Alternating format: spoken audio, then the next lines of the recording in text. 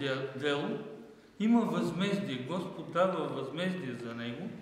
Затова се старайте да не правите лоши работи, за да няма и последствия на вас и на ваши близки. Разбрахте ли? Да го знаете това. Винаги имайте едно, че Господ така или иначе, ако вършим лоши работи, ще ни го въздаде.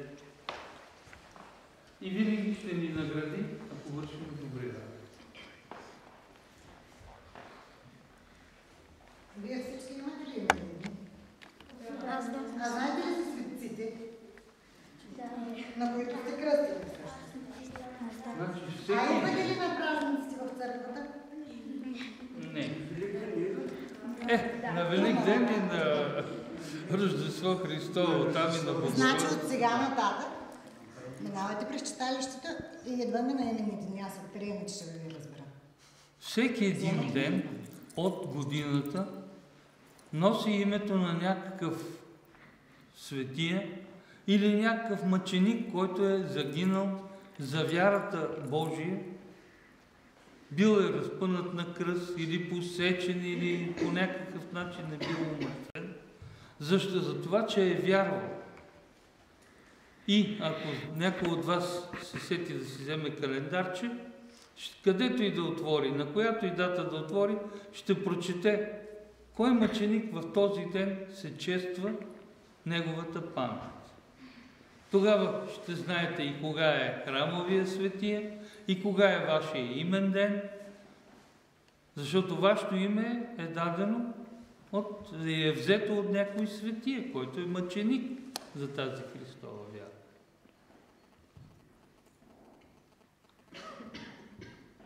Нещо друго. Вече не знам какво ги интересува. Не може абсолютно всичко да Не може, кажеш. разбира се. Така че, когато ги интересува, винаги са добре дошли. Аз съм всеки Божи ден тук в Има храма. въпрос. Да? Какво означава другите стенописи? Какво означава Дух Свети? Другите стенописи. Другите светии. Аз стенописи. Различни са. Това са 12-те апостола, които са сподвижниците, които са изобразени на Тайната вечеря. А в средата е Исус Христос. Аз мисля, че това е Свети Йоан Кръстител тук. Да. И Света Богородица. И те са вече замазани, не се виждат много хубави, някои от тях. Но това са обикновено се изобразяват 12-те апостола, които са от страните. А това е просто едно пано цветно, което изобразява богатството на природата с гроздовете, с животни, пилета и разни други, с кръста Божий, който е изобразен и така нататък. Просто е една красота, която изобразява. Там също кръст има. От тази страна също.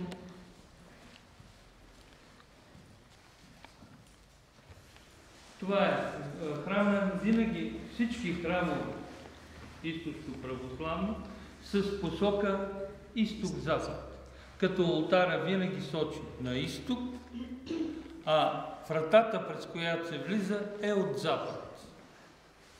От южната страна е вратата, която се отваря, когато се извършват венчавки и булката се вкара от едната врата и се излиза от другата врата. Като пораснете и решите да се венчаете, ще го видите това. Или ваши близки, когато идват да се венчават. И така. Колко от вас са кръстени? Искаш нещо да кажеш? Повечето са кръстени. А има някои, които не са кръстени. Аз съм кръстен в тази църква. И носенето на светия, нали? И сигурно аз съм те кръщавал, нали? Да. Аз съм казал, Как се казва това, където се кръсти с него? Купел. Да, и пускат. Ето, купел е там подвила. Само, че в него има наредени кашони. И децата трябва да знаят, че Светия Иван Рилски е покровител на България. Отчето го казва. На Гълъбово и на българския народ. На Да, българския на народ, Българския България. народ като цяло Да. трябва да се знае. Затова на много градове има Свети Иван Рилски. И в Раднево, и тук, и в Благоевград има, и в Харманли има. Много градове има Свети Иван Рилски. Така, можем да освободим отчето от нашето присъствие, да му благодарим за чудесната беседа. Госпожа Цеванова нещо ще каже ли? Ами аз сега ще я проверя какво са запомнили. Да, като отидем в читалището. Дано да се запомни. Ще проверя само така какво са, дали са запомнили какво има на иконостаса, ще им покажа иконостаса. Обърнете се отзад и погледнете тази икона. Понеже тя е една от много известните. И ми кажете на кого е тази икона? На кои братя? На Кирил и Методий. Браво. Познайте. Светите братя. Така. Свети Кирил и Методий. Има надежда. Първите 10 минути са сигурни.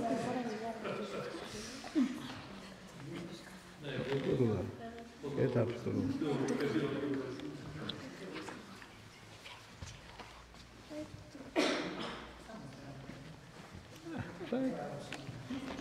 Подарено от някой.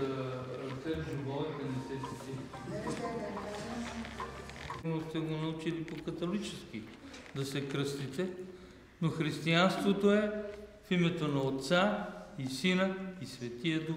Амин. Значи от тук насам.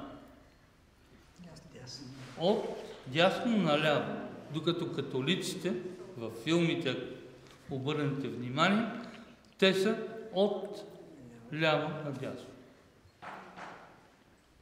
И освен това, като пораснете, ще имате възможност да идете в Европа и да видите каква е разликата между един православен храм и един католически. Нашите храми са много топли, много човешки, някакси. Докато ние са много студени. Нямат тези икони, нямат тези нямат. записвания, И това е... но пък за това пък вярата им е по-силна от нас. Знаете ли един от малкото случаи, в които българите са се кръстили не по източно православно, а по католически? Знаете ли кое е това събитие от историята на България, в което българите са се кръстили по този начин? След жестокостите, след априлското въстание и след жестоките кланета, които са започнали в България, турците в един момент са се стреснали, че могат без да искат да заколят и някой западен граждан. И са спирали и са ги карали да се кръстят. И тези от българите, които са били по-хитри, за да се представят за западни граждани, са се кръстили от ляво надясно. И така турците са ги имали за западни граждани и са ги пускали да си ходят. И това е единственият случай, може би. По-умните са се спасили. По-умните са се спасили, да.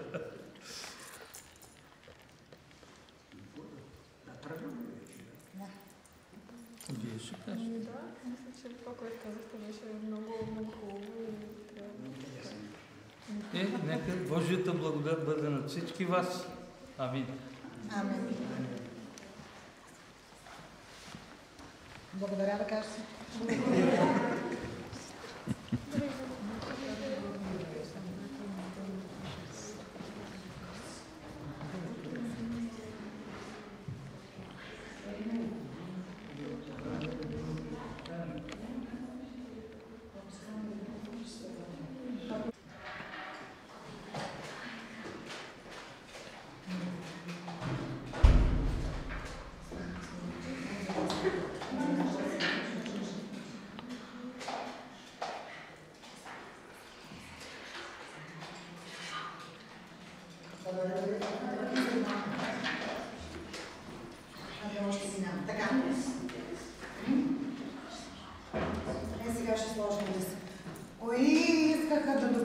ако искате да ви дам молеви, само че са по-малко тези, просто да скицирате. Опа, аз съм да отичи. Аз съм тук. Делика, това не е сега ще работи. Наоборот съм добро. Или ще ви там това.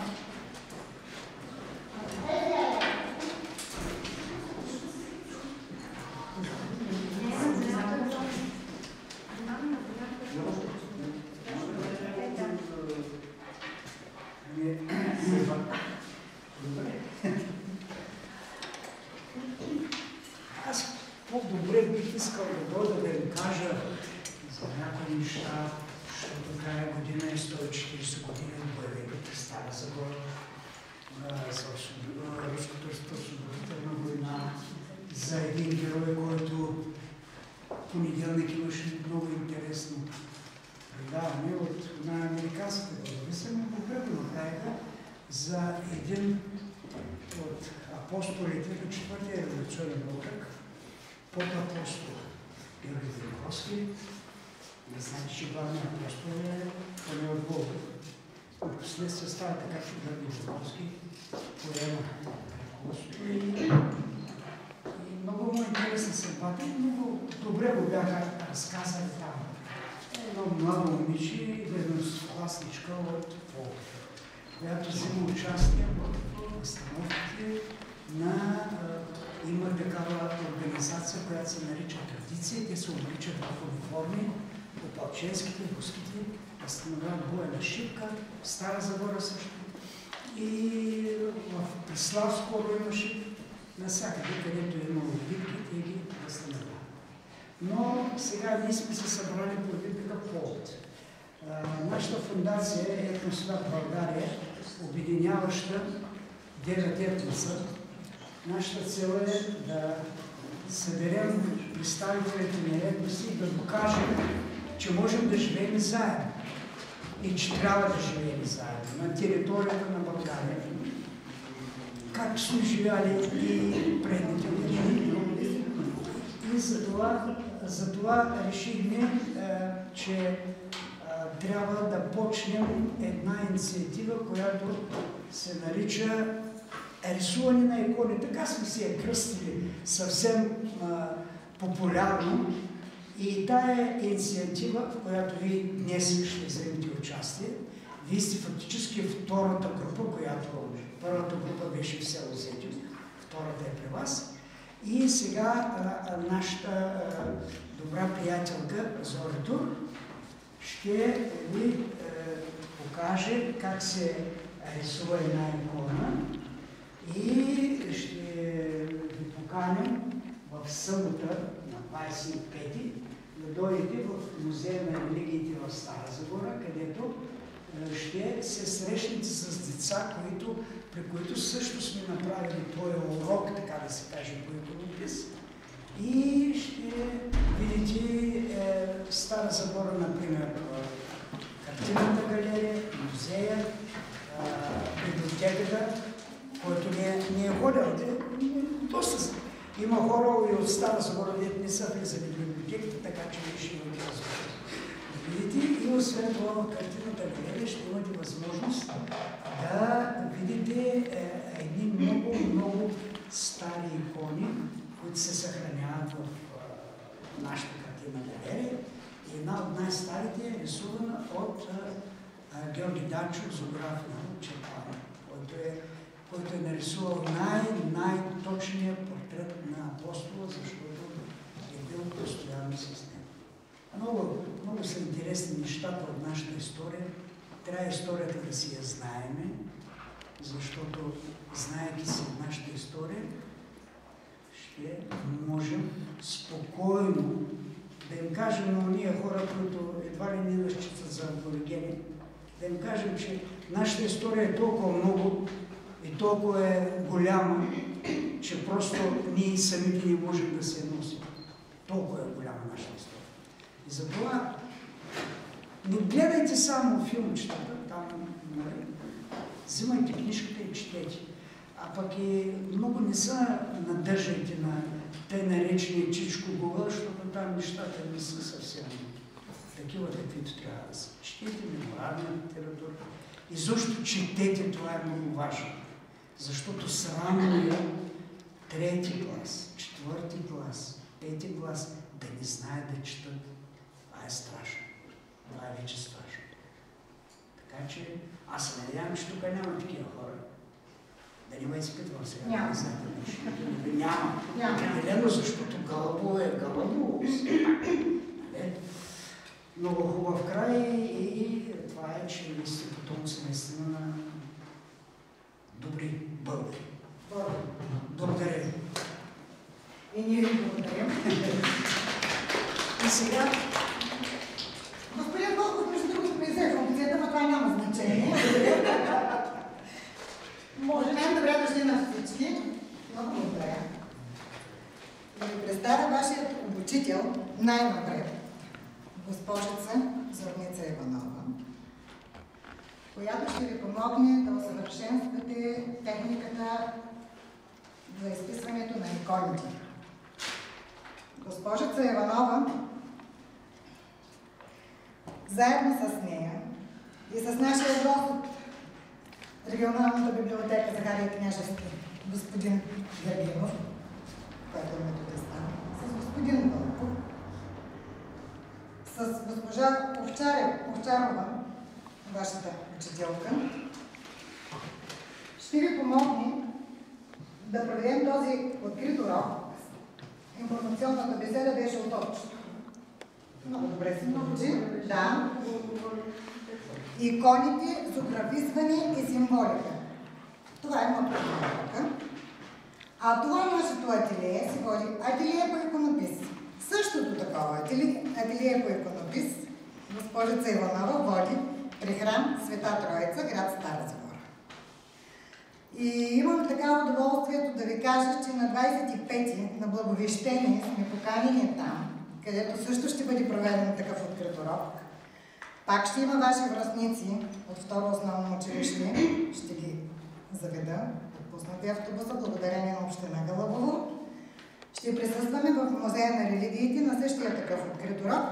И беседата предполагам, че ще бъде по-дългичка за вероучението, смисъл за Благовещение и така нататък за някои празници. Ще бъде за Благовещение, ще бъде от нашето подаване по вероучение в неделното училище. Втората част ще бъде посветена на иконата на Благовещение, на това как се рисува икона. И там децата от атлета по иконопис, нашите атлета по иконопис, ще ви показват как те рисуват икони вече няколко години. И ако имате желание, може и вие да се включите и те да ви помагат. Тогава те ще ви учат. Сега само аз ще ви дам насоки, но когато дойдете там, децата ще бъдат вашите учители. Значи, тук някои ще присъстват. Тоест ще се напред с материала, искам да кажа. Да. А другите ще бъде много любознателно за тях. Целта е формиране на нови знания и интерес към история и канони на православната и католическа от източен обряд иконопис. Това вече самата госпожица може да го обясни какво точно означава, като изобразителна техника и усъвършенстване на усета за ритъм, симетрия и движение. Мога да ви пожелая успех, с голямо внимание да слушате госпожицата и да разберете с какво се пише.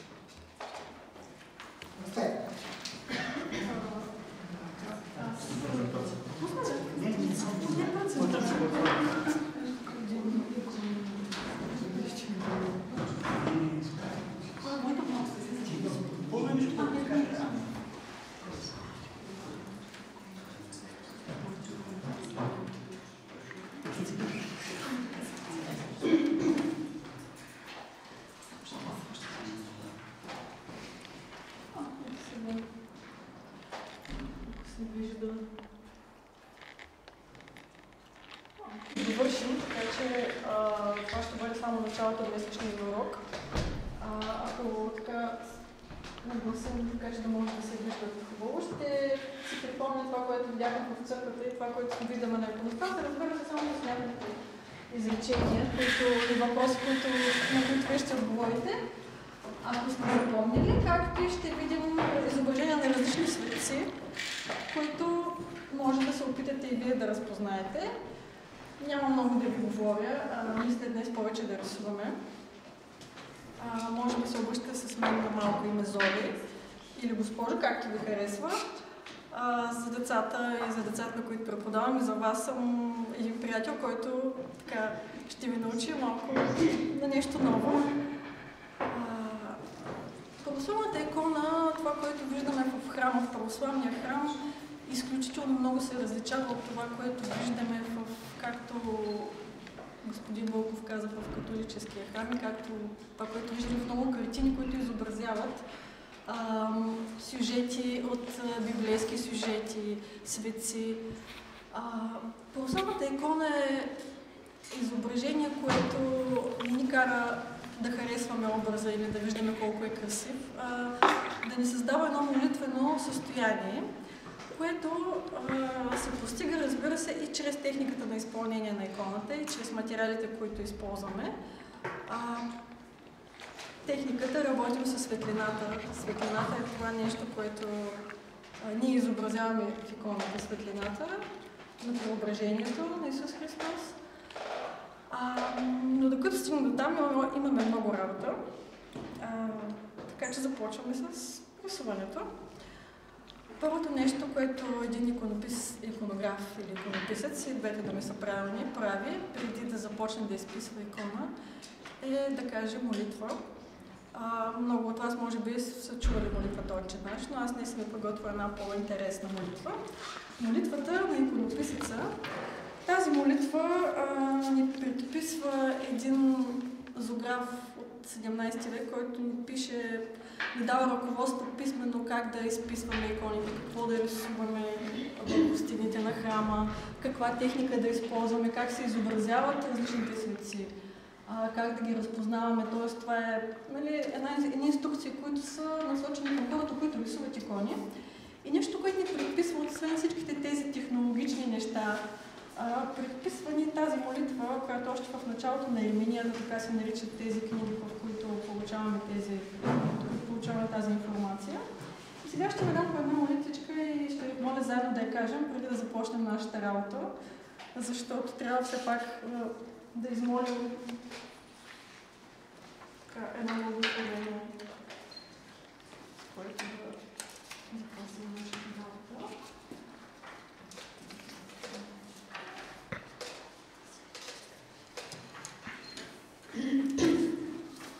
Ако гледа, ще четем.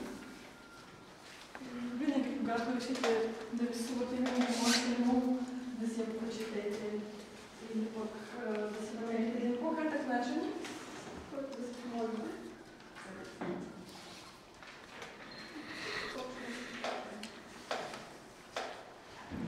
Моля да станете обаче.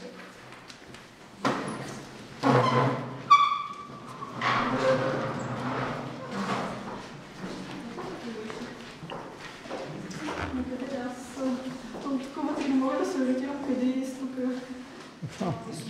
Тук е. Насам, значи натам трябва да се обърна. Искам всички заедно да четем, без да се притеснявате, да не ме оставите да чета сама. Сега. Господи Исусе Христе, Боже наш, четете на глас. Заедно всички заедно. Нека. Айде, 3 и... Господи Исусе Христе, Боже наш, неописан по божествено естество и заради човешкото спасение, последните дни неизречно въплътил се от Преснодева Мария и така благоволил да бъдеш описуем по плът.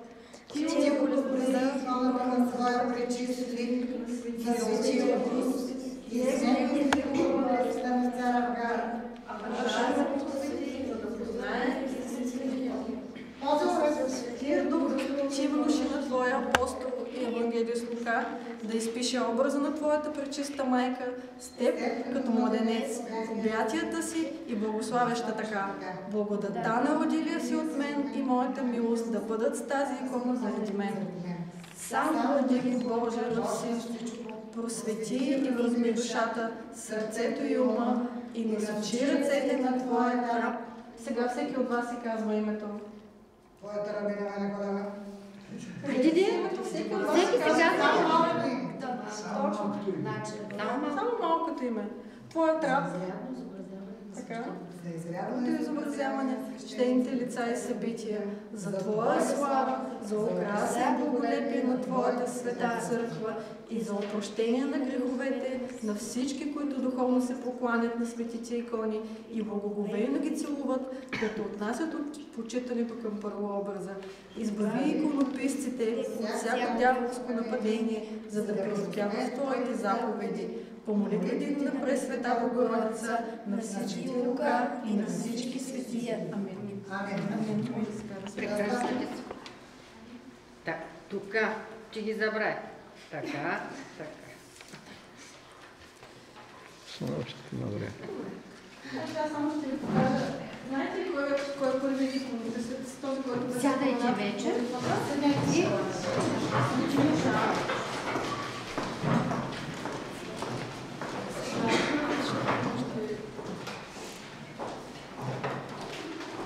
Покажа само една негова икона и започваме да рисуваме.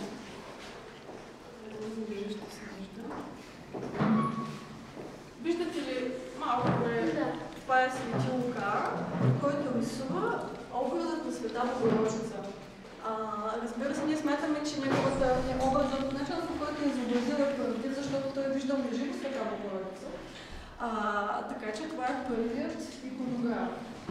За това, че той е смятате за покровител на иконографите, както и на всички художници, които рисуват, разбира се, не само икони.